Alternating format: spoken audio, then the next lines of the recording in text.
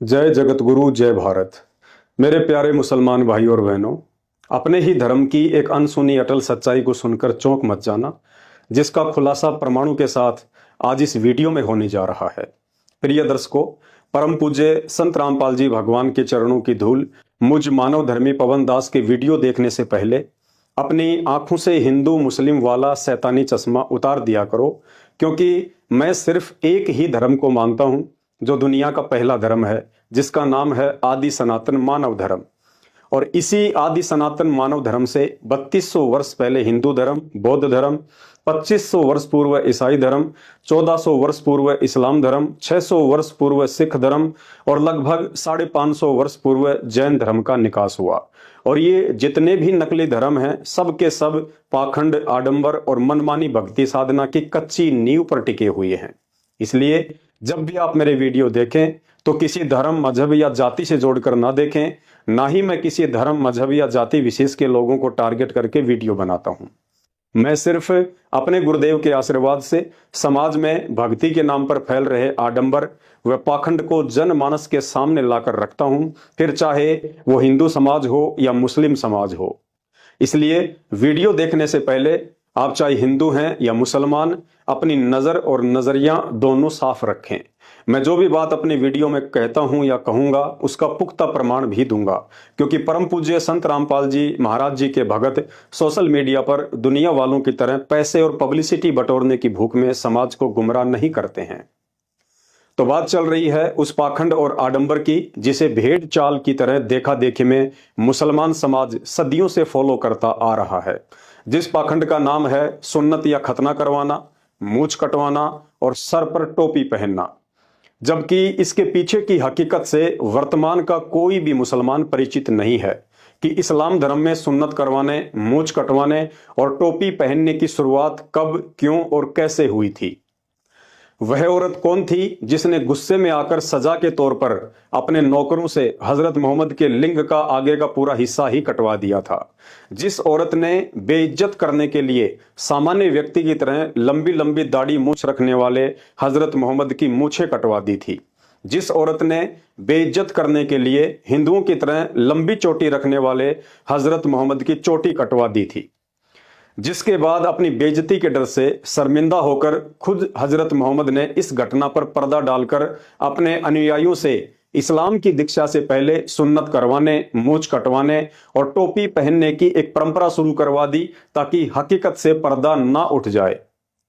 वरना हजरत आदम से लेकर हजरत मोहम्मद से पहले जितने भी रसूल, नबी, पैगंबर और मुसलमान इस्लाम धर्म में पैदा हुए हैं, एक का भी नाम बता दो जिसने सुन्नत करवाई हो, मूछ कटवाई हो या टोपी पहनकर नमाज अदा की हो।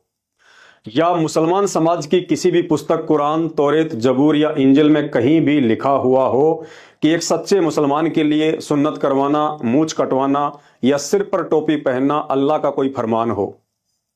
यकीन ना हो तो आप मुसलमानों के द्वारा बनाई गई हजरत मोहम्मद की किसी भी फोटो को देख लीजिए, जो सर पर साफा पहने हुए ही दिखाए गए हैं, ना कि टोपी पहने हुए, जिनकी मूछें भी एक सामान्य व्यक्ति की तरह लंबी लंबी हैं, ना कि वर्तमान के 5 वक्त के किसी नमाजी मुसलमान की तरह कटी हुई हैं। भाई और बहनों, धार्मिक गुरुओं की नासमझी और अज्ञानता के कारण पाखंड, आडंबर और मनमाना आचरण वर्तमान में हर धर्म में अपनी जड़ें जमा चुका है। परंतु अब युग परिवर्तन का समय है। बहुत जल्द दुनिया के सभी धर्म एक ही धर्म में विलीन हो जाएंगे, जिसे आदि सनातन मानव धर्म कहते हैं। और यह कार्य बहुत जल्द 2028 के बाद प्रकृति अपने आप ही कर डालेगी। उसे किसी मुल्ला, मौलवी, धर्मगुरु या राजनेताओं से इजाजत लेने की जरूरत नहीं पड़ती है, और ना ही प्रकृति किसी मानव निर्मित फतवे या कानून को मानती है। मैं मानव धर्मी पवन दास, परम पूज्य जगत गुरु संत शिरोमणि सतगुरु रामपाल जी परमेश्वर जी का अदना सा शिष्य, 2028 महाविनाश से पूर्व आप सभी हिंदू, मुस्लिम, सिख, ईसाइयों को सूचित कर रहा हूं कि इंसानों द्वारा निर्मित धर्म, जात पात और ऊंच नीच के पाखंड से बाहर निकलकर अपने मूल स्वरूप और आदि सनातन मानव धर्म को पहचान कर उससे जुड़ने का प्रयास करें। वरना जो लोग आज देश और धर्म को बचाने का ठेका लेकर बैठे हैं, 2028 तक स्वयं के इंसानी अस्तित्व को बचा पाना भी उनके लिए मुश्किल हो जाएगा। अतः समझदार इंसान को चाहिए कि यूट्यूब पर संत रामपाल जी महाराज के सत्संग सुने, सभी बुराइयों और विकारों को त्याग कर मानवता को अपनाएं। वरना 2028 2028 तक प्रकृति और काल पुरुष उन सभी मूड इंसानों की चटनी बना डालेंगे जो अज्ञान और पाखंड की नाव पर दलदल को ही समुद्र समझकर दूसरे किनारे जाने की उम्मीद लगाए बैठे हैं। भाई और बहनों, अब आगे का वीडियो निष्पक्ष होकर धैर्य के साथ पूरा देखिए। हजरत मोहम्मद को लेकर यह सच्चाई मेरे पूज्य गुरुदेव सतगुरु रामपाल जी भगवान ने सन 1994 से ही सार्वजनिक तौर पर गांव-गांव जाकर सत्संग के माध्यम से लोगों को बताना शुरू कर दी थी और एक एक बात का प्रमाण भी दिया। परम पूज्य सतगुरु रामपाल जी भगवान ने बताया कि हजरत मोहम्मद भी श्री राम और श्री कृष्ण की तरह एक अवतारी महापुरुष थे। अवतार को इस्लाम में पैगंबर कहा जाता है। फर्क केवल इतना सा है कि श्री राम और श्री कृष्ण श्री विष्णु जी के अवतार थे, इसलिए वो विष्णु लोक से आए थे, जबकि हजरत मोहम्मद जी शंकर जी के गण थे, इसलिए 1400 वर्ष पूर्व शिव जी के द्वारा उन्हें अपने शिवलोक से भेजा गया था। मुसलमान सिर्फ इतना ही जानते हैं कि हजरत मोहम्मद की माता का नाम आमना और पिता का नाम अब्दुल्ला था, परंतु सच्चाई इसके बिल्कुल विपरीत है, जिसे स्वयं अल्लाह के अलावा धरती पर कोई दूसरा ना ही तो जान सकता है और ना ही बता सकता है। इसलिए स्वयं उस अल्लाह कबीर ने 300 वर्ष पूर्व सन 1717 में गांव छुडानी जिला झज्जर हरियाणा में आदरणीय गरीबदास जी महाराज के नाम से प्रकट होकर एक अमर ग्रंथ की रचना करवाई, जिसे सद ग्रंथ साहिब के नाम से जाना जाता है। इस अमर ग्रंथ में दुनिया से लेकर सृष्टि कैसे रची गई और कैसे संचालित हो रही है, कौन कर रहा है, जिस रहस्य को आज तक विज्ञान नहीं समझ पाई, उस रहस्य की भी इस अमर ग्रंथ में संपूर्ण जानकारी लिखी हुई है। आज से लाखों वर्ष पूर्व सतयुग, त्रेता युग व द्वापर युग में क्या क्या घटित हुआ और आगे कलयुग में लाखों वर्ष बाद क्या क्या घटित होगा, उसकी भी पूर्ण जानकारी इस अमर ग्रंथ में लिखी हुई है। इस अमर ग्रंथ में 24,000 वाणियां हैं, जो चारों वेदों के श्लोकों को मिलाकर भी कहीं ज्यादा हैं। इस अमर ग्रंथ में हिंदू, मुस्लिम, सिख, ईसाई, जैनी, फारसी, यहूदी, मंगोली आदि विश्व के सभी धर्मों की जो जानकारी चारों वेद, गीता जी, 18 पुराण, कुरान, तौरेत, जबूर, इंजल, बाइबल व गुरु ग्रंथ जैसे शास्त्रों में भी नहीं लिखी हुई है, वह गूढ़ जानकारी भी आपको इस अमर ग्रंथ में लिखी हुई मिलेगी। जिस संपूर्ण शारीरिक योग क्रियाओं को महर्षि पतंजलि भी नहीं जानते थे, जिस संपूर्ण आयुर्वेद को श्री धन्वंतरी भी नहीं जानते थे और हजारों वर्ष योग समाधि में लीन रहकर ब्रह्मा और शंकर भी जिस ब्रह्मांड के रहस्य को नहीं समझ पाए, उस गुप्त रहस्य को भी अल्लाह ने इस अमर ग्रंथ में लिखवाया हुआ है। इस अमर ग्रंथ पर जिस दिन वैज्ञानिकों की नजर पड़ेगी, उस दिन उनके होश उड़ जाएंगे। विज्ञान और वैज्ञानिक इस अमर ग्रंथ के ज्ञान के आगे अपने आप को बहुत ही बौना महसूस करेंगे, क्योंकि इस अमर ग्रंथ में आध्यात्मिक क्रियाओं के द्वारा दुनिया के सबसे विषाक्त जहर को भी गंगा जी के जल से कहीं अधिक शुद्ध और पीने योग्य बनाने की विधि लिखी हुई है। इस अमर ग्रंथ में किसी भी बड़ी से बड़ी प्राकृतिक आपदा को आध्यात्मिक क्रियाओं के द्वारा रोकने की संपूर्ण विधि लिखी हुई है, जैसे बाढ़, भूकंप, अतिवृष्टि या अकाल आदि गिरना। इस अमर ग्रंथ में दुनिया की किसी भी भयंकर से भयंकर रोग से पीड़ित रोगी को बिना किसी दवा और ऑपरेशन के 100% स्वस्थ करने की आध्यात्मिक विधि भी लिखी हुई है, जो रोग अभी तक दुनिया में आए भी नहीं है। बाकी एड्स, कैंसर व कोरोना जैसे वायरस आदि रोगों की तो औकात ही क्या है। साथ ही भविष्य में आने वाली किसी भी खतरनाक महामारी व भयंकर से भयंकर वायरस का समाधान भी इस ग्रंथ में लिखा हुआ है। इस अमर ग्रंथ में सृष्टि की वह मंत्र विधि भी लिखी हुई है, जिसके प्रयोग से पूर्णतया मृत इंसान के शरीर को पुनः जीवित किया जा सकता है। और निसंदेह संत रामपाल जी की शरण में आकर इस मंत्र विधि का एक नहीं, दो नहीं, बल्कि उन सैकड़ों व्यक्तियों ने लाभ उठाया है, जिन लोगों के उन अविश्वसनीय इंटरव्यूज को टीवी चैनलों पर देखकर आप जी मजाक उड़ाते हैं। इतना ही नहीं, भारत देश आने वाले समय में कैसे विश्व गुरु बनेगा, कौन बनाएगा, यहां तक भी इस अमर ग्रंथ में लिखा हुआ है। साथ ही तीसरे विश्व युद्ध की शुरुआत, समाप्ति और नुकसान आदि को लेकर सारी बातें लिखी हुई हैं, तथा आने वाले युग परिवर्तन 2028 में विदेशी ताकतों से चौतरफा घिर जाने के बाद क्या वो विधि है जिसे अपनाकर ही भारत देश का बचाव संभव है, अन्यथा नहीं। सब कुछ इस अमर ग्रंथ में लिखा हुआ है। वर्तमान में इस अनमोल ग्रंथ साहिब की 300 वर्ष पुरानी ओरिजिनल प्रति आपको परम पूज्य सतगुरु रामपाल जी भगवान के नाम से गांव धनाना, जिला सोनीपत, हरियाणा में बनाए जा रहे सतलोक आश्रम में मिल जाएगी। इसके अलावा संत रामपाल जी के नाम से चल रहे अन्य आश्रमों में भी मिल जाएगी, जिनमें सतलोक आश्रम मुंडका दिल्ली में, सतलोक आश्रम शामली उत्तर प्रदेश, सतलोक आश्रम बैतूल मध्य प्रदेश, सतलोक आश्रम खमाणो पंजाब, सतलोक आश्रम धुरी पंजाब, सतलोक आश्रम सोजत पाली राजस्थान, सतलोक आश्रम भिवानी हरियाणा तथा सतलोक आश्रम धनुषा नेपाल में भी प्रमाण के लिए यह अमर ग्रंथ आपको मिल जाएगा। भारत सरकार को भी सूचित करना चाहूंगा कि इस बात की ओर पहले ही ध्यान दिया जाए, वरना बाद में मजबूरन ध्यान देना होगा, क्योंकि इस अमर ग्रंथ को फॉलो करने के अलावा सरकार के पास दूसरा कोई रास्ता बचेगा ही नहीं। कहने का अर्थ है, भविष्य पुराण और भविष्य मल्लिका जैसी पुस्तक तो इस अमर ग्रंथ के चरणों की धूल के समान भी नहीं है। भाई और बहनों, अब आपके जहन में एक सवाल जरूर उठेगा, यदि अल्लाह कबीर आदरणीय गरीबदास जी महाराज जी का यह अमर ग्रंथ इतना ही विशेष और महत्वपूर्ण है, तो आज तक इस अमर ग्रंथ का कहीं कोई जिक्र क्यों नहीं। भाई और बहनों, जिस अमर ग्रंथ को स्वयं अल्लाह कबीर अर्थात भगवान ने आकर लिखवाया हो, तो भला दुनिया में उसी अल्लाह कबीर के अलावा इस अमर ग्रंथ को कौन समझ सकता है और कौन समझा सकता है, क्योंकि इस अमर ग्रंथ की चौपाइयों में विश्व के सभी देशों की 2700 से अधिक भाषाओं के शब्दों का समावेश है। अर्थात यह अमर ग्रंथ दुनिया की 2700 से अधिक भाषाओं के शब्दों से लिखा गया है। अतः इस अमर ग्रंथ में लिखी हुई उन 24,000 चौपाइयों का अर्थ समझने और समझाने में दुनिया में अल्लाह कबीर अर्थात पूर्ण परमात्मा के अलावा धरती का कोई इंसान तो छोड़िए, स्वयं ब्रह्मा विष्णु महेश और 33 करोड़ देवी देवता भी समर्थ नहीं हैं।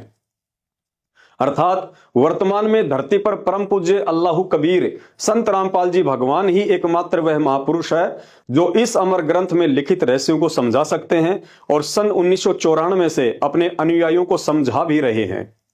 अब इसी अमर ग्रंथ में हजरत मोहम्मद जी के विषय में लिखी हुई सुन्नत करवाने, मूछ कटवाने और टोपी पहनने को लेकर बताई गई सच्चाई, जो परमेश्वर रामपाल जी ने सैकड़ों बार अपने सत्संगों में बताई है, ज्यों की त्यों आपके सामने पेश कर रहा हूं, ध्यान से सुनिए। वीडियो में ऊपर आपको बताया गया है कि हजरत मोहम्मद जी श्री शंकर जी के गण थे, अर्थात उन्हें शिव जी के द्वारा अपने शिवलोक से भेजा गया था। इसलिए हजरत मोहम्मद के वास्तविक जन्मदाता अर्थात उनके पिता श्री शंकर जी के एक बिला नाम के सिद्धि युक्त हिंदू महात्मा थे, जिन्होंने सूक्ष्म रूप में गहरी नींद में सोई हुई आमना के साथ शारीरिक मिलन करके हजरत मोहम्मद की आत्मा को उनके गर्भ में पहुंचाया था। अर्थात सांसारिक तौर पर अब्दुल्ला को ही मोहम्मद जी का पिता माना जाता है, क्योंकि उनकी माता आमना का निकाह अब्दुल्ला से ही हुआ था, परंतु आध्यात्मिक दृष्टि से हजरत मोहम्मद को जन्म देने वाले उनके वास्तविक पिता श्री शंकर जी के पुजारी बिला नाम के हिंदू महात्मा थे। इस गुप्त रहस्य का जिक्र इसी अमर ग्रंथ के अथ मोहम्मद बोध नामक चैप्टर में स्पष्ट लिखा हुआ है। जब हजरत मोहम्मद अपनी माता आमना के गर्भ में थे तो उनके सांसारिक पिता अब्दुल्ला की एक बीमारी के कारण मौत हो गई थी। अर्थात जन्म लेने से पहले ही पैगंबर हजरत मोहम्मद जी अनाथ हो गए थे। जन्म के बाद 5-6 वर्ष के हुए तो उनकी माता आमना का निधन हो गया। अर्थात पैगंबर हजरत मोहम्मद जी को बचपन से ही यतीमी का जीवन जीना पड़ा। दादा अब्दुल मुतल्लब ने हजरत मोहम्मद को पाल पोस के बड़ा किया, लेकिन 11-12 वर्ष के हुए तो दादा भी दुनिया से चल बसे। फिर उनके चाचा ने उनको सहारा दिया। 25 साल के हुए तो हजरत मोहम्मद का निकाह एक 40 वर्षीय 2 बार की विधवा दौलतमंद खदीजा नाम की औरत से हुआ। श्री शंकर जी के शिवलोक से आए हुए गण होने के कारण बचपन से ही उनकी भक्ति में रुचि थी। बड़े होने पर यह तड़प और अधिक बढ़ने लगी। एकांत में पहाड़ की गुफाओं में जाकर कई दिन तक ध्यान में बैठे रहते थे। कुछ समय बाद शैतान अर्थात काल ने गला दबा दबाकर जबरील नाम के फरिश्ते के द्वारा इनके ऊपर आयतें उतारी। आयत वाला यह विवरण तो आपको हजरत मोहम्मद की जीवनी में इस्लाम की लगभग हर पुस्तक में आसानी से पढ़ने को मिल जाएगी, परंतु अब आगे का जो सत्य विवरण है वो आपको सिर्फ अमर ग्रंथ में संत रामपाल जी महाराज के सत्संग सुनने से ही मिलेगा, जो इस प्रकार है। एक समय हजरत मोहम्मद ने अपनी पत्नी से कहा कि मैं इस्लाम के प्रचार प्रसार के लिए अरब देशों में जाना चाहता हूं। पत्नी ने कहा कि बेशक जाओ, लेकिन मुझे एक बात का डर है, कहीं आप पर स्त्री के संपर्क में आकर अपना धर्म कर्म नष्ट ना कर दो। हजरत मोहम्मद ने कहा कि ऐसा बिल्कुल भी नहीं होगा। पत्नी ने कहा, यदि ऐसा हुआ तो आप क्या करेंगे? हजरत मोहम्मद जी ने कहा, जो सजा आप दोगी मुझे मंजूर होगी। खदीजा ने अपने 3 वचन लेकर जाने की अनुमति दे दी, लेकिन पीछे से खदीजा ने जासूसी के तौर पर अपने कुछ सैनिक भी भेज दिए। कुछ समय बाद सैनिकों ने बताया कि हजरत मोहम्मद जी के कुछ गैर औरतों के साथ शारीरिक संबंध हो चुके हैं। खदीजा ने हजरत मोहम्मद जी को वापस बुलवाकर इस बात की पुष्टि के लिए पूछा कि मैंने आपके विषय में ऐसा ऐसा सुना है, क्या यह सत्य है? मोहम्मद जी ने फरमाया कि बिल्कुल सत्य है, मेरे से यह गलती हुई है। खदीजा ने कहा, अब आपके साथ क्या किया जाए? मोहम्मद जी ने कहा, जो सजा आप देंगी मुझे मंजूर होगी, क्योंकि मैं आपका गुनहगार हूं। नाराज पत्नी ने पहली सजा के तौर पर अपने सैनिकों से हजरत मोहम्मद के लिंग का आगे का हिस्सा कटवा दिया। दूसरी सजा के तौर पर बड़ी बड़ी दाढ़ी मूछ रखने वाले हजरत मोहम्मद की अकेली मूछें मुंडवा दी। और तीसरी सजा के तौर पर हिंदुओं की तरह लंबी चोटी रखने वाले हजरत मोहम्मद की चोटी कटवा डाली। और खदीजा ने कहा, अब आप मेरी तरफ से बिल्कुल स्वतंत्र हैं, कहीं भी जाइए और कुछ भी कीजिए। इस अटल सच्चाई को 600 वर्ष पूर्व कबीर जी ने भी अपने कबीर सागर में एक भजन के माध्यम से लिखवा दिया था, जिस भजन को सैकड़ों वर्षों से हिंदुस्तान में सभी कबीरपंथी गाते आ रहे हैं। लेकिन अल्लाह कबीर संत रामपाल जी के अलावा इस रहस्य को सही से कोई नहीं समझा पाया, जिसमें कबीर जी ने मोहम्मद जी के लिंग और मूछें काटे जाने के विषय में स्पष्ट जिक्र किया हुआ है। सुनिए उन्हीं कबीर पंथियों के द्वारा यह भजन। इस भजन को सुनने के बाद में ये सारी बातें आपको आसानी से समझ में आएंगी। भजन है, मेरे साधो भाई मन सब जग भूलिया पाया, सब जगह भूलिया पाया हमने भाई संतों, सब जगह भूलिया पाया। हाँ इसी भूल में मोहम्मद भूले नारा मजहब बनाया, इसी भूल में मोहम्मद भूले नारा मजहब बनाया। पर क्रिया से प्रीत लगा के लिंग और मुझे कटाया हमने भाई सब जगह भूलिया पाया रे, हमने भाई सालो सब जगह भूलिया पाया।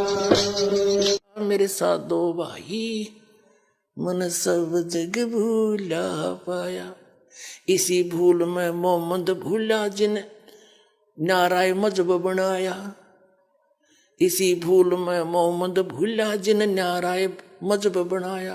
पर तरिया सिंह फिरा भटकता लिंग और मूछ कटाया, मेरे साधो भाई सब जगह भूला पाया। भाई और बहनों, जिस समय यह घटना घटी उस समय तक हजरत मोहम्मद जी के काफी संख्या में इस्लाम को मानने वाले अनुयायी हो चुके थे। जब हजरत मोहम्मद अपने अनुयायियों के पास गए तो उन्होंने पैगंबर को ऐसे हालात में देखकर उनसे सवाल किया कि आपने मूछ और चोटी क्यों कटवा डाली? मोहम्मद जी ने अपनी बेइज्जती के डर से संपूर्ण घटनाक्रम को छुपाते हुए अपने अनुयायियों से कहा कि भाई देखो, अब इस्लाम के मानने वालों की संख्या तेजी से बढ़ती जा रही है, अतः इस्लाम को मानने वाले मेरे अनुयायियों की आज के बाद एक अलग ही पहचान होनी चाहिए। शिष्यों ने कहा, जी क्या पहचान होनी चाहिए? तो मोहम्मद जी ने कहा, आज के बाद इस्लाम की दीक्षा लेने वाले के लिए सुन्नत करवाना, मूछें साफ रखना और सिर पर टोपी पहनना अनिवार्य होगा। उसके बाद सभी शिष्यों ने उसी दिन से मोहम्मद जी के इस मनमुखी आदेश की पालना शुरू कर दी और वही मनमुखी आदेश आगे चलकर मुसलमान धर्म में सुन्नत करवाना, टोपी पहनना और मूछ कटवाना एक परंपरा बन गई जो अभी तक चल रहा है। मुसलमान भाइयों, वैसे तो किसी भी जीव की हत्या करने वाले, मांस खाने वाले और पकाने वाले इंसान की बुद्धि भ्रष्ट हो जाती है, दया, धर्म और इंसानियत भी नामात्र ही रह जाती है। फिर भी अगर जरा सी भी सोचने समझने की शक्ति शेष हो तो शांति से बैठकर कभी विचार करना। जिसे तुम अल्लाह का नबी कहते हो, जिसे दुनिया का सबसे पाक इंसान कहते हो, जिसने इस्लाम धर्म की नींव डाली थी, जिसने कभी शराब तक नहीं पी, जिसने कभी जीवन में मांस को छुआ तक नहीं, जिसके जैसी इबादत आज का मुसलमान सौपन में भी नहीं कर सकता, जिसे दुनिया अल्लाह के रसूल हजरत मोहम्मद के नाम से जानती है, पाक साफ रहकर भक्ति करते करते भी उस हजरत मोहम्मद की आंखों के सामने उनके तीनों बेटे अल कासिम, अब्दुल्ला और इब्राहिम की अकाल मौत हुई और 63 साल की उम्र में खुद हजरत मोहम्मद जी की बीमारी से तड़प तड़प कर अकाल मौत हुई। आप मुसलमान समाज के विद्वानों के द्वारा लिखी हुई यह पुस्तक जीवनी हजरत मोहम्मद सल्लल्लाहु अलैहि वसल्लम, जिसके लेखक मोहम्मद इनायतुल्लाह सुबानी, प्रकाशक हैं D307 दावत नगर, अबुल फजल एनक्लेव, जामिया नगर, नई दिल्ली। Mobile number 26981652। चश्मा लगाकर इस पुस्तक के पेज नंबर 324 से 328 तक पढ़ लेना। 1400 वर्ष पहले जब लोग 100 वर्ष से ऊपर का निरोगी जीवन जिया करते थे, उस समय मात्र 63 साल की उम्र में अल्लाह के नबी हजरत मोहम्मद की कैसे बुखार से तड़प तड़प कर मौत हुई थी। बाप की तकलीफ देखकर बेटी हजरत फातिमा भी रो रो कर अल्लाह से यही दुआ कर रही थी कि हाय मेरे बाप की बेचैनी, हाय मेरे बाप की बेचैनी। स्पष्ट लिखा हुआ है, पढ़ लेना। तो सोचिए, यदि आज के मुसलमान की तुलना हजरत मोहम्मद से की जाए तो आज का नमाजी मुसलमान जो सप्ताह में 7 दिन जीव हत्या करता है, मांस खाता है, शराब पीता है, बीड़ी सिगरेट गुटखा खाकर नशा करता है, तो सोचिए आज के ऐसे मुसलमान का अंत क्या होगा जिसका दीन धर्म सब भ्रष्ट हो चुका है। मुसलमान भाइयों, शैतान को ही अल्लाह समझकर शास्त्र विरुद्ध भक्ति करने वाले हजरत मोहम्मद को भी अल्लाह कबीर आकर मिला था, उन्हें ज्ञान भी समझाया था, अपना सतलोक भी दिखाया था, लेकिन शैतान द्वारा भेजे गए जिब्राइल फरिश्ते के डर से हजरत मोहम्मद ने अल्लाह कबीर की सत्य भक्ति को कुछ दिन करके छोड़ दिया और उसी शैतान की आधी अधूरी भक्ति पर स्वयं भी आजीवन लगा रहा और मुसलमान समाज को भी आरूढ़ करके चला गया। नतीजा आप सबके सामने इस पुस्तक में लिखा हुआ है कि जिसका अंत इतना दर्दनाक हुआ हो वो जन्नत में कहां गया होगा। अर्थात कहावत है, जिसका यह लोक सुखी नहीं उसका परलोक कभी भी सुखी नहीं हो सकता। लेकिन दुनिया सहित आज के मुसलमानों को पुनः एक मौका देने के लिए वही अल्लाह कबीर संत रामपाल जी भगवान के रूप में साक्षात सन 1951 से धरती पर अपनी सत्य भक्ति लेकर प्रकट है। ये वही अल्लाह है जो हजरत आदम से लेकर हजरत मोहम्मद तक सभी नबियों को मिला और अपनी पूर्ण मोक्ष वाली भक्ति समझाने का प्रयास किया, लेकिन उन्होंने अपनी नासमझी के चलते उनकी भक्ति को महत्व न देकर शैतान की इबादत करते करते मरने के बाद अंत में पितरलोक में जाकर अपना जीवन बर्बाद किया। इसी पुस्तक के पेज नंबर 169 पर स्पष्ट लिखा हुआ है कि जब जिब्रील हजरत मोहम्मद को ऊपर आकाश में लेकर गया तो हजरत मोहम्मद ने देखा कि इंसानों का बाप हजरत आदम नरक में कष्ट भोग रही अपनी बुरी संतानों को देखकर वहां बैठा बैठा रो रहा है। अर्थात मरने के बाद भी हजरत आदम सुखी नहीं। उसके बाद हजरत इब्राहिम और हजरत मूसा से भी मिला जो वही पड़े पड़े अपना कर्म भोग रहे थे।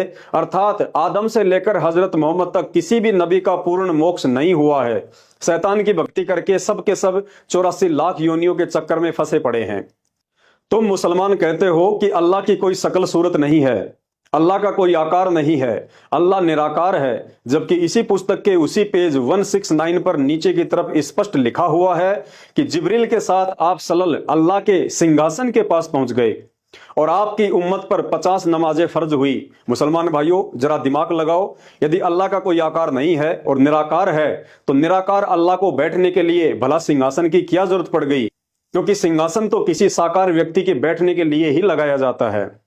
भाइयों और बहनों, जिसे तुम निराकार अल्लाह समझ रहे हो वो असल में शैतान है, जो वास्तव में इंसान जैसे ही शरीर वाला है, लेकिन वो अपने वास्तविक रूप में किसी के सामने नहीं आता है, क्योंकि उसे अल्लाह कबीर के द्वारा एक भयंकर श्राप लगा हुआ है, जिसकी पूरी जानकारी यूट्यूब पर आप जी संत रामपाल जी के मुख कमल से शास्त्र प्रमाणित सृष्टि रचना के वीडियो देखकर ही समझ सकते हैं। दूसरा धरती पर कोई रास्ता नहीं है। अब वीडियो के अंत में देश दुनिया के तमाम मुसलमान भाई बहनों से प्रार्थना करना चाहूंगा कि इस अटल सच्चाई को स्वीकार करने के लिए 300 वर्ष पुराना और विश्व की 2700 से ज्यादा भाषाओं के शब्दों से युक्त आदरणीय गरीबदास जी के अमर ग्रंथ और जीवनी हजरत मोहम्मद नामक इस पुस्तक से बढ़कर कोई प्रमाण नहीं हो सकता। भाई और बहनों, अल्लाह अर्थात भगवान के अलावा धरती पर कोई भी ऐसा पीर पैगंबर और अवतार पैदा नहीं हुआ है जिसने अपने जीवन काल में गलतियां ना की हों, क्योंकि सृष्टि में एक अल्लाह के अलावा चाहे हिंदुओं के अवतार हो या मुसलमानों के पैगंबर, सब के सब जीव श्रेणी में हैं और शैतान अर्थात काल को ही अपना अल्लाह मानकर पूजते रहे और दुनिया से पुजवाते रहे। इस गहरे आध्यात्मिक मसले को संत रामपाल जी महाराज के द्वारा बताई गई शास्त्र प्रमाणित सृष्टि रचना को सुने बिना आप लाख जन्म भी नहीं समझ पाएंगे। विचार करो, ये धर्म और जात पात की बेड़ियां उस वास्तविक अल्लाह कबीर ने नहीं बनाई हैं, क्योंकि अल्लाह शैतान की तरह इतना निर्दयी नहीं है जो पहले इंसान बनाएगा फिर उन्हें आपस में मर मिटने के लिए धर्म और जातियों की बेड़ियों में बांध देगा। आप मुसलमान खुद ही कहते हो कि अल्लाह एक है। यदि अल्लाह एक है तो उसका धर्म भी एक ही होना चाहिए था। फिर ये 50 धर्म क्यों और किसने चलवा दिए? यह रहस्य भी संत रामपाल जी के मुख कमल से सृष्टि रचना सुनने से ही समझ में आएगा। आप मुसलमान खुद ही कहते हो कि इस्लाम धर्म अल्लाह ने बनाया है, तो भाई तुम्हारा अल्लाह इतना कमजोर कैसे हो गया जो 1400 वर्षों से इस्लाम धर्म को दुनिया का नंबर 1 धर्म नहीं बना पाया। आज भी दुनिया में तुम दूसरे नंबर पर ही खड़े हो। यह रहस्य भी संत रामपाल जी के मुख कमल से सृष्टि रचना सुनने से ही समझ में आएगा। आप मुसलमान खुद ही कहते हो कि अल्लाह एक है और उसी ने यह कायनात बनाई है, तो तुम्हारा अल्लाह इतना कमजोर कैसे हो गया जिसकी कायनात में आज दुनिया के 70% लोग उसी एक अल्लाह को मानने के बजाय तरह तरह के भगवान बनाकर उन्हें पूज रहे हैं। भाई और बहनों, ये रहस्य भी संत रामपाल जी के मुख कमल से सृष्टि रचना सुनने से ही समझ में आएगा। आप मुसलमान खुद ही कहते हो कि अल्लाह कादर है, तो भाई फिर उस कादर अल्लाह ने पूरी दुनिया के इंसानों की एक ही भाषा क्यों नहीं बनाई? अपने ही बंदों को तुम्हारे अल्लाह ने क्यों अलग अलग देश बनाकर टुकड़ों में बांट दिया, जिन टुकड़ों के लिए आए दिन दुनिया में युद्ध होते रहते हैं? भाई और बहनों, यह गुप्त रहस्य भी संत रामपाल जी भगवान के मुख कमल से सृष्टि रचना सुनने से ही समझ में आएगा। तुम्हारा अल्लाह एक है, तो क्यों उस अल्लाह ने किसी को काला तो किसी को गोरा, किसी को अमीर तो किसी को गरीब बनाकर दुनिया को 2 हिस्सों में बांट दिया? क्या अल्लाह भी इंसानों की तरह भेदभाव करता है? भाई और बहनों, ये रहस्य भी संत रामपाल जी भगवान के मुख कमल से सृष्टि रचना सुनने से ही समझ में आएगा। आप मुसलमान खुद ही कहते हो कि अल्लाह का कोई आकार नहीं है, उसे देखा नहीं जाता है और ना ही अल्लाह इंसानी रूप में धरती पर आता है। तो भाई, जो ना आता है, ना जाता है, ना दिखाई देता है, ना उसका कोई रूप है, ना आकार है, ना वो किसी से मिलता है, ना बात करता है, ना तुम्हें ये पता कि वो रहता कहाँ है, करता क्या है, खाता पीता क्या है। अरे भाई, विचार करो, फिर तुम इबादत किसकी करते हो? नमाज और रोजा किसके लिए करते हो? जब वो सुनता ही नहीं है तो बंग मारकर अजान किसे सुना रहे हो? तुम्हारी तो थ्योरी और प्रैक्टिकल दोनों ही गड़बड़ हैं। भाई और बहनों, ये गुप्त रहस्य भी संत रामपाल जी भगवान के मुख कमल से सृष्टि रचना सुनने से ही समझ में आएगा। भाई और बहनों, यही कारण है कि अल्लाह की पहचान और उसकी सच्ची इबादत से दूर होने के कारण इस्लाम को चलाने वाले जिस हजरत मोहम्मद ने कभी जीवन में मांस को हाथ तक नहीं लगाया, आज वही इस्लाम जीव हत्या करने और मांस खाने में दुनिया में 1 नंबर पर पहुंच गया है। सब के सब नशा, मांसाहार, चोरी, जारी, ठगी, रिश्वत, मिलावट, झूठ, पाखंड, लड़ाई झगड़े और व्यभिचार जैसे कुकर्मों में लिप्त हैं और फिर भी सर्वश्रेष्ठ होने का सूखा ढोल पीटते रहते हैं। जब जब देश दुनिया पर मुसीबत आती है तो इंसानों की मदद के लिए ना तो मुसलमानों का अल्लाह सामने आता है, ना हिंदुओं का राम और ना ही ईसाइयों का जीसस। 2020 कोरोना के समय ना किसी का खुदा मदद को आया, ना किसी का भगवान, क्योंकि अल्लाह से मदद प्राप्त करने का वर्तमान में एकमात्र सच्चा तरीका स्वयं धरती पर प्रकट उस अल्लाह संत रामपाल जी के पास ही है। और निसंदेह हम उस अल्लाह कबीर संत रामपाल जी के फॉलोवर उनकी रजा का भरपूर फायदा भी उठा रहे हैं। भाई और बहनों, जब आप सृष्टि रचना को ध्यान से सुनेंगे तो शीशे की तरह साफ हो जाएगा कि हम इंसानों को शैतान के द्वारा उस साकार अल्लाह की वास्तविक पहचान और जानकारी से दूर रखने के लिए धर्मों में, जातियों में और भाषाओं में आपस में बांट दिया गया है, ताकि जब इस आत्मा को कभी मनुष्य जन्म प्राप्त हो तो उस अल्लाह की पहचान करके हम शैतान के जाल से बाहर ना निकल जाएं, क्योंकि शैतान अर्थात काल के भयंकर जाल से सिर्फ मानव शरीर से ही भक्ति करके निकला जा सकता है। इसलिए शैतान हमारा ध्यान भटकाने के लिए धर्म और जातियों में उलझा कर रखता है। वरना विचार करो, इस एक मनुष्य योनि के अलावा धरती पर 83,99,999 अन्य भी तो पशु पक्षियों की योनियां हैं। उनका कोई धर्म और जाति क्यों नहीं होती है? क्या आपने कभी सुना है कि गधे का धर्म मुसलमान होता है, सूअर का धर्म ईसाई होता है, या कुत्ते का धर्म हिंदू होता है, या किसी भैंस की जाति यादव सुनी हो, या किसी गधे की जाति शर्मा सुनी हो, या किसी बकरी की जाति कुरैशी सुनी हो?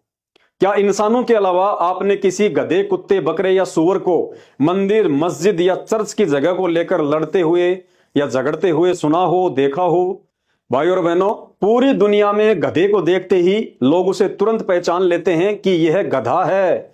लेकिन आज इंसान की पहचान करना बड़ा मुश्किल है कि यह हिंदू है, मुसलमान है, सिख है या ईसाई है। अर्थात धर्म और जातियों में बटे हुए हम इंसानों से वो गधा लाख गुना अच्छा है जिसकी कम से कम एक पहचान तो है कि मैं मंदिर में जाऊं तो भी लोग मुझे गधाई कहेंगे, मस्जिद में जाऊं तो भी लोग मुझे गधाई कहेंगे, और चर्च के सामने खड़ा दिख जाऊं तो भी लोग गधाई कहेंगे।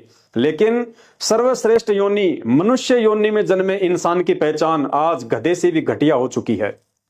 जानवर उस समय तक किसी भी मादा पर गंदी नजर नहीं डालता है जब तक कि वह मादा जवान होकर गर्भ धारण करने के लिए स्वयं तैयार ना हो। और अपने आप को हिंदू, मुसलमान, सिख, ईसाई कहलाने वाले इंसानों की हर दिन अखबारों में नाबालिग बच्चियों के साथ बलात्कार की खबरें छपती रहती हैं। भाई और बहनों, ये सब शैतान अर्थात काल का षड्यंत्र है। इस षड्यंत्र से तो मानव जाति के उत्पत्तिकर्ता ब्रह्मा, विष्णु, महेश, उनके अवतार और पैगंबर भी अभी तक नहीं निकल पाए हैं। लेकिन आज मनुष्य जन्म प्राप्त करके, चाहे हिंदू हो या मुसलमान, हमारे पास मौका है कि उस शैतान के ऊपर की महाशक्ति वो अल्लाह कबीर संत रामपाल जी साक्षात धरती पर प्रकट हैं। उन्हें अपने जैसा हाड़ मांस के शरीर वाला सामान्य व्यक्ति समझकर अपने पैरों पर कुल्हाड़ी मत मारिए। आज आप उनकी शरण में आकर इस कलयुग में सिर्फ उनके द्वारा बताई गई इबादत करके ही इस शैतानी जाल से बाहर निकल सकते हैं। उसके लिए यह जरूरी है कि हमारे ज्ञानहीन पेट पुजारी, मुल्ला, मौलवी और धर्म गुरुओं के द्वारा सदियों से वेद, कुरान, पुराण, बाइबल, गीता आदि का उल्टा ज्ञान देकर जिस अज्ञान में हमें रंग दिया गया है, हमें उस अज्ञान से बाहर निकलकर निष्पक्ष होकर धैर्य के साथ कुछ दिन यूट्यूब पर परम पूज्य सतगुरु रामपाल जी भगवान जी के सत्संग सुनने की विशेष आवश्यकता है। अन्यथा शैतान के जाल में फंसे रहकर इन धर्म शास्त्रों में वर्णित आदि अधूरी साधना करते करते अगले जन्मों में गधे, कुत्ते, सुअर बनकर महाकष्ट भोगने से ना हिंदू बच सकता है, ना मुसलमान, ना सिख और ना ईसाई। बाकी आपकी अपनी मर्जी है। समझदार को संकेत ही काफी है। यदि आप संत रामपाल जी भगवान को जेल में बैठा हुआ देखकर यह सोच रहे हैं कि जेल में बैठा हुआ इंसान अल्लाह कैसे हो सकता है, तो इसमें आपकी गलती नहीं है। क्योंकि जब जब इस धरती पर स्वयं अल्लाह आता है या अपने पैगंबर या अवतारों को भेजता है, तो उस समय भी लोगों की यही सोच होती है जो आज आपकी है। जब पैगंबर हजरत मोहम्मद जी आए तो उनके विरोधी उन्हें पत्थरों से मारते थे, गालियां निकालते थे, उनका मजाक उड़ाते थे। लेकिन उनके चले जाने के बाद आज उन्हें अल्लाह का दर्जा देकर पूज रहे हैं। लेकिन अब क्या फायदा? त्रेता युग में श्री रामचंद्र जी आए तो उनको भी किसी ने भगवान का अवतार नहीं माना। खुद की सौतेली मां ने उन्हें 14 वर्ष का वनवास करवा दिया। लंका का राजा रावण उनकी पत्नी को उठा ले गया। आदि आदि कष्ट उनको आम व्यक्ति समझकर लोगों ने उस समय दिए। लेकिन उनके चले जाने के बाद आज मंदिर बनाकर उनकी पूजा की जा रही है। लेकिन अब क्या फायदा? द्वापर युग में श्री कृष्ण जी आए, जन्म लेते ही मामा दुश्मन हो गया। कभी पूतना मारने जा रही है, कभी शिशुपाल झगड़ा कर रहा है, कभी जरासिंध, काल्यावन और चानोर जैसे दुष्ट व्यक्ति उन्हें दुखी कर रहे हैं। लेकिन उनके चले जाने के बाद आज उनके मंदिर बनाकर दुनिया उन्हें पूज रही है। लेकिन अब क्या फायदा? अतः प्रार्थना है, आज हम शिक्षित हैं, सारे इतिहास हमारे सामने हैं, इसलिए वर्तमान में संत रामपाल जी भगवान के रूप में धरती पर साक्षात प्रकट परमेश्वर को ना पहचान कर पहले वाले मूर्ख इंसानों की तरह मूर्खता करने से बचें। इन सभी मानव निर्मित धर्मों से दूर रखकर समाज हित में इस वीडियो को ज्यादा से ज्यादा शेयर करें। बंदी छोड़ सतगुरु रामपाल जी भगवान की जय हो।